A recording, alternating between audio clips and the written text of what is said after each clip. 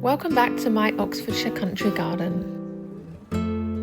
Whilst it's definitely feeling cooler and we know it's autumn, I've had a surprising amount of roses show up in my garden. This climber normally only flowers in June and July.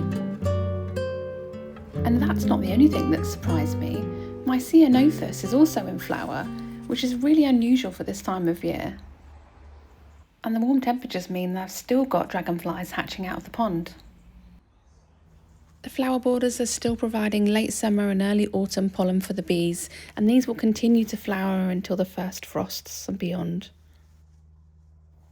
And it's still a great time to collect seeds from those perennial and annual flowers, or take cuttings to create new plants. I thought I'd killed these chocolate cosmos back in the summer with the heat, but they're having another flush of flowers, and there's plenty of seed heads for me to collect for next year. Even though this is a perennial, I would like to create some more.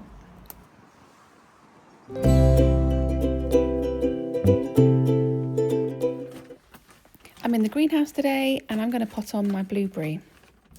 Blueberries do really well in pots because they like an ericaceous compost, which most people don't tend to have in the ground. I've chosen a pot twice the size of the current one, so there's some room for growth for next season, and I've put a little bit of compost into the bottom. This pot also has drainage holes in it. It's always good to wait until after the main season of any plant or tree or flower before you move it. So for blueberries, it's after the fruit have been and gone and it starts to go into its dormant state. I was surprised to see that there wasn't a massive root system in this pot, so it had actually been potted on from the garden centre quite recently, but that's okay. I think it'll still work fine in the new pot. I've made sure that the crown of the plant sits with the inside rim of the pot, which is where I'm going to add the soil level. And although blueberries do like to be quite moist and they like plenty of water, you should really only water these with rainwater. If you don't have access to rainwater, you can use tap, but just leave it in a watering can for a few days first before you pour it over the plant. You want to make sure that there isn't any air trapped in between the soil, so farm it down and get good connection for the roots with all of the compost. And then there's enough room in my greenhouse where this is going to stay for the winter, and then I'll bring it out in the spring. But you can leave this in the garden in a sheltered spot, or you could even bring it into a shed or a porchway or a conservatory as well.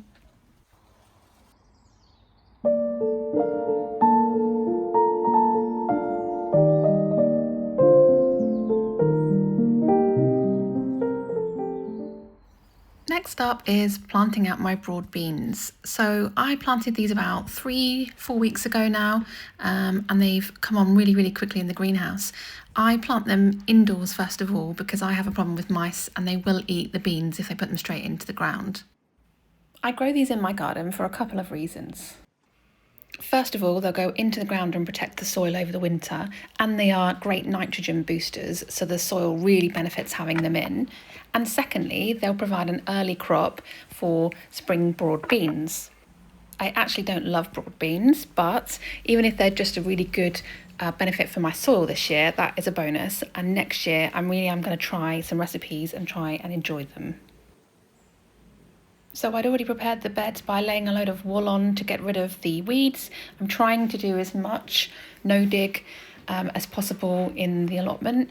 So I'm just taking these off first of all to prepare the bed. I also have a layer of alpaca poo sitting on top of the ground here. So I'm just raking that in just gently, just to sort of make contact with the soil and get rid of some of the bigger lumps in preparation.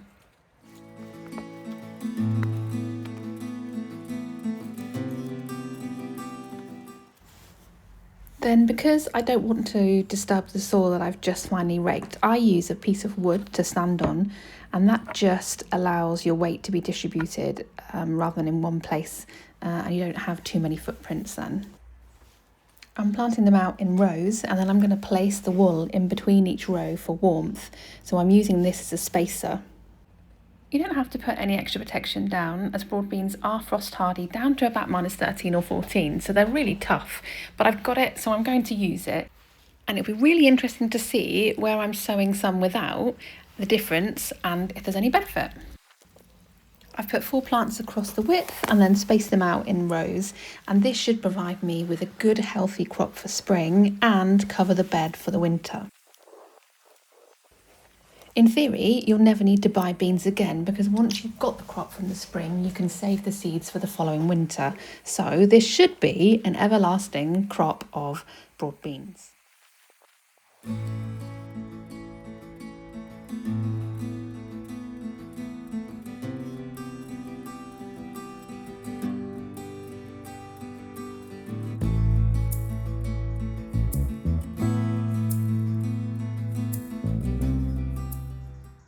In my September video, I showed you how to make the most beautiful damson jam, and I honestly cannot stress enough how beautiful this jam is and how versatile it is. Well, this month I turned it into a cheesecake as well.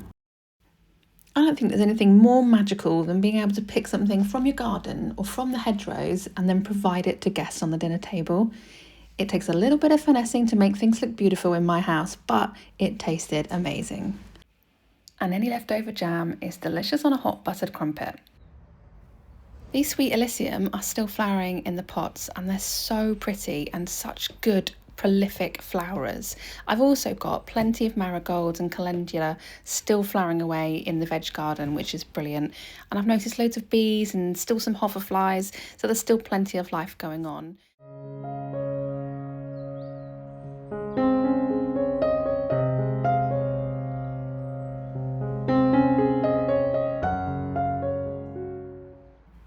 In my kitchen garden, I really like growing herbs, and I've just got some new varieties of creeping thyme. Creeping thyme is still edible, but like its name, it creeps sideways rather than growing upwards. I've got a pink, a white and a purple variety here, and they should grow over the pond and across the stones, which will soften the area a little bit, but also over the grass. And once they're established, should form an actual creeping thyme grassy area, which when walked on by me or the dogs will let off a really, really nice scent, and then have a massive abundance of flowers as well. Most of these creeping thymes do like full sun and quite a dry, sort of stony, free draining area. But there's also a native creeping thyme called Breckland thyme, which I'm adding, and that comes from the heathlands of Norfolk and Suffolk, and is supposed to be very good in cliffs and walls and meadows. So I've also bought a couple of those to try out as well.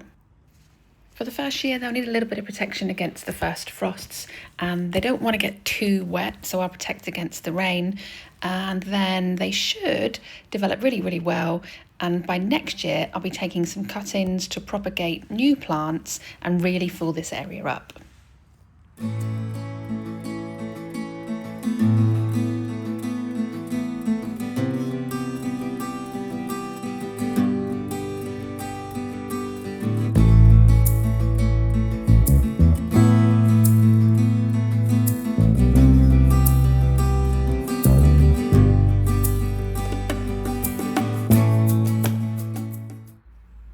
If, like me, you had an abundance of fruit this year on your apples and pear trees, then September and October is a time to treat the codling moth. If you've ever bitten into an apple or a pear and instead of a nice crunchy apple discovered a grub and a brown or rotten core, this is the larvae of the codling moth. The codling moth feeds on the inside of the apple before burrowing its way back outside to pupate, and it then drops to the floor over winter in the leaf litter beneath the tree or under the loose bark. So to break the cycle, I'm treating my tree with nematodes. This completely natural and biological treatment will treat a variety of different pests in the garden completely naturally. All I need to do is mix the nematodes with enough water as per the packet instructions, and then saturate the tree. If you've got one of those hoses with the sprays that you can screw on, this would be so much easier to do, but I'm doing it with watering cans and hopefully it will still work. To apply the nematodes, I'm saturating the trunk because this is where the little critters will hide out, and then I'm also making sure that the canopy underneath is completely saturated as well. anywhere where any leaf litter or any apples might have fallen. Then I'll make sure that this area is kept well watered for the next 2 weeks before I apply a second treatment. As the treatment is completely biological and organic, it's not going to harm any plants and it's not going to harm any pets either. Meaning next year we'll have another bumper harvest, the tree's healthy, the soil's healthy, and I'm really happy.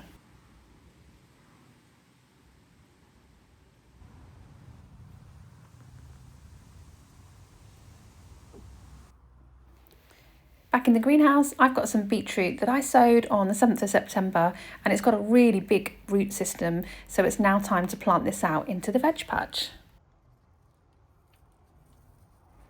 Once the temperatures get cool, this won't grow into massive beetroots, but it will last all winter and then have a resurgence again in the spring, so I quite like to grow it as a filler crop this time of year. I'm just splitting it out until I've got maybe 5 or 6 different seedlings in, and then dibbing a hole and then placing that in between the kale that I've got under fleece. As it is frost hardy, it doesn't need to be kept under fleece, it's just that that's the bed that I'm putting it in today. And I'll just put these little bundles in various different patches and areas of the vegetable garden, and they'll just happily grow in unison with any other plants next to them. And whilst it's not going to grow massive in the next few months with the cooler weather, it will overwinter perfectly, which will stop the beds being empty and the soil corroding and eroding over the winter.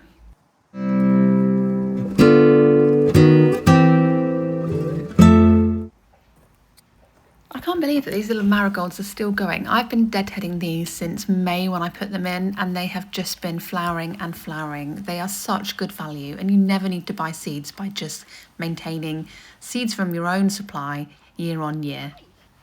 And of course it's October now, and with the temperatures getting cooler, a lot of the summer crops are starting to fade away.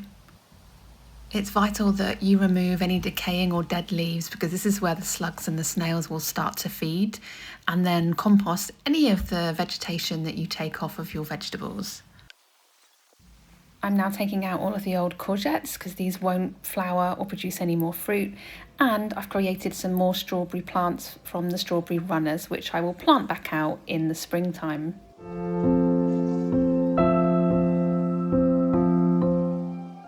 Thank you so much for watching this little slice of our Oxfordshire garden, and please feel free to leave a comment and like and subscribe.